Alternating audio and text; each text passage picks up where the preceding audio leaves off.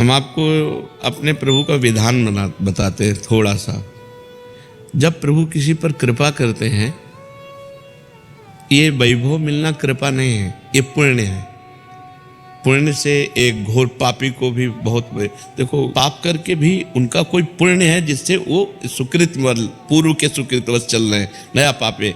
ये वैभव बढ़ना या यश बढ़ना ये भगवान की कृपा नहीं मानी जाती। भगवान की कृपा मानी जाती है अंदर का चिंतन बदलना, जिससे आपके अनंत जन्मों के संस्कार भस्म होकर और अगला जो है बड़ा उत्तम होगा। अंदर के चिंतन से होता है, बाहर से कुछ नहीं होता। महत्व अंदर का चिंतन। अच्छा, अंदर का चिंतन हम लोगों का स्वभाव बन गया बहिर्मुखी। बहिर्मुखी मतलब बाहर, बाहर यश कीर्ति लाभ विजय, इससे हमको सुख मिलता है। अंदर से कोई मतलब नहीं रखता कोई विरला ही अंदर से। अब क्या होता है, भगवान जब कृपा करते हैं तो संत समागम देते हैं, फिर दूसरी जब कृपा होती है तो विपरीतता देते हैं, और फिर अंदर से एक रास्ता देते हैं, ये मेरा रास्ता है, ये परम शांति का रास्ता है, ये शांति का रास्ता नहीं। भगवान वो रास्ता देते और जीव को अपने पास बुला लेते हैं। बिना प्रतिकूलता के संसार का राग नष्ट नहीं होता। किसी को भी वैराग्य होता है तो संसार की प्रतिकूलता देखकर वैराग्य होता है। सब कुछ हमारे अनुकूल है तो हम आनंदित होकर उसका भोग करते हैं। जब हमारे ऊपर प्रतिकूलता आती है तब ठेस पहुंचती है कि इतना झूठा संसार, तो अंदर से भगवान रास्ता देते हैं, ये सही है। भगवान बिना प्रतिकूलता के इस संसार को छुड़ाने का कोई भी औषधि नहीं रखी। आज तक जितने बड़े महापुरुष हुए हैं, जिनका जीवन बदला है, उनको प्रतिकूलता का दर्शन करके बदला है। तो कभी प्रतिकूलता आए तो उस समय आनंदित हो कि मेरे ऊपर अब भगवान की कृपा हो रही है, कि मुझे सतमार्ग में चलने की प्रेरणा मिल रही है। अगर सतमार्ग छूटा हो, ये सब तो एक सेकंड के लिए आप विचार कीजिए। अब अपना सुधार कर लो, अपने जीवन को सत्य में ले आओ, तो अगला जो होगा वो बहुत जोर का होगा। चाहे जन्म हो तो श्रीवान कुलवान धनवान वैभव संपन्न ऐसे, और भक्ति की अनुकूलता, भक्ति की अनुकूलता, खास बात श्रीवान धनवान कुलवान नहीं, खास बात भक्ति की अनुकूलता। अगर इस जन्म में भगवत प्राप्ति नहीं हुई तो भगवान श्री कृष्ण ने गीता में कहा है कि मेरे भक्त का नाश नहीं होता, मैं कुलवान धनवान श्रीवानों के कुल में जन्म देता हूँ और फिर पुनः भक्ति का माहौल देता हूँ, और पूर्व का जो भजन छूटा हुआ हो वहीं से उसको। अब बिल्कुल ऐसे ही रहो जैसे रह रहे हो, बिल्कुल संसारिक बन करके रहो, लेकिन अंदर का चिंतन आपका बदल जाए।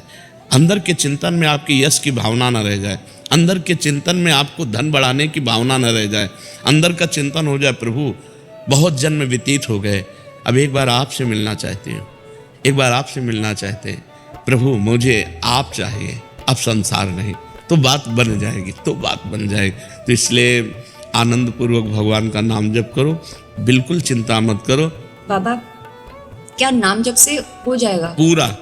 ये हम अपने जीवन का अनुभव बताते हैं। सांख्य योग और अष्टांग योग और कर्म योग और भक्ति योग, चारों योगों में प्रवेश रहा है। पहले हम सन्यासी रहे 20 वर्ष सन्यासी रहे काशी विश्वनाथ जी। तो हम सांख्य योग, अष्टांग योग, जो अष्टांग योग है ना, अष्टांग योग, कर्म योग, इन तीनों को अच्छी प्रकार जान करके और फिर भक्ति योग में आए हैं। स्वयं भगवान शंकर से बढ़कर कोई ज्ञानी तो नहीं ना, सनकादि से बढ़कर कोई ज्ञानी नहीं। वो हरिशरणम सनकादि हर समय जपते रहते हैं। भगवान शिव राम राम राम राम राम राम जपते रहते हैं। हम वृंदावनवासी प्रिया प्रीतम के उपासी, तो जो राम में राह है वही राह है, जो धा है ये रस देने वाली वस्तु है। तो हम राधा राधा राधा राधा, मतलब आप ये समझो कि हमारी इतनी तार्किक बुद्धि रही, हमारी श्रद्धालु बुद्धि नहीं रही। सन्यासी की जो बुद्धि होती है वो तर्क प्रधान होती है, कसौटी पर कसने पर। तो हम केवल भावुकता में राधा राधा का प्रचार नहीं कह रहे कि हमने सुना और ऐसे ग्रंथों में पढ़ा, ऐसे कह रहे, स्वयं स्वाद लेके कह रहे और विश्वास के साथ कह रहे कि यदि आप राधा राधा जपते हो तो इसी जन्म में भगवत प्राप्ति हो जाएगी, इसी जन्म में। जैसे किसी से कहा जाए कि तुम सत्य बोलो, मंदिर में चढ़ के बोलो, तो हम मंदिर में नहीं, हम वृंदावन में बैठे हैं। करोड़ों मंदिर इसकी समानता नहीं कर सकते, भगवान का परम धाम है। अगर राधा राधा नाम चल रहा है तो इसी जन्म में भगवत प्राप्ति हो जाएगी। हमारी आखिरी श्वास यदि राधा, तो मुझे श्री जी की प्राप्ति, भगवान की प्राप्ति हो जाएगी। इसमें कोई संशय नहीं, और किसी साधनों की कोई आवश्यकता नहीं। आप केवल अंदर ही अंदर चलाइए और लिखिए, देखो, हम जो कह रहे हैं उसको समझो। बहुत अधिक नाम जपने की हमें चेष्टा नहीं करनी, कम संख्या हो लेकिन मन लगा करके हो।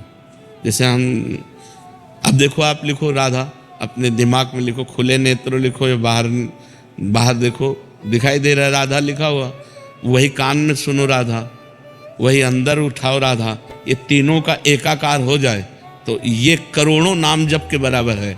देखो, जैसे हम बोला राधा, ऐसे हम 1000 राधा नाम बोले तो हम बोला राधा, ये उपांशु है, इसे उपांशु कहते हैं। राधा राधा राधा राधा 1000 बार, ये उपांशु हुआ। अब ये ऐसे उपांशु हम 10,000 बार जप करें, अंदर देखते हुए बोले राधा, उपांशु 10,000 बार नाम जप करने का फल एक बार मानसिक में है। इतना बड़ा फल है ये। ऐसे राधा राधा राधा चल रहा है, नेत्रों से हम उसे देख रहे हैं, कानों से उसे सुन रहे हैं। आप देखना कि अगर मन भगेगा तो आप लिख नहीं पाओगे राधा नाम, अगर लिख रहे हो तो मन भगेगा नहीं। तो चाहे 10 बार लिखो, 100 बार लिखो, लेकिन एक अभ्यास बनाओ ऐसा कि कुछ समय शांति से स्नान आदि करके बैठ गए और राधा राधा लिख रहे हैं, उसी का चिंतन कर रहे हैं। इसे अपना जीवन बना लो, फिर आप परिणाम में खुद देख लेना। कोई घाटे का सौदा तो है नहीं, ठीक है।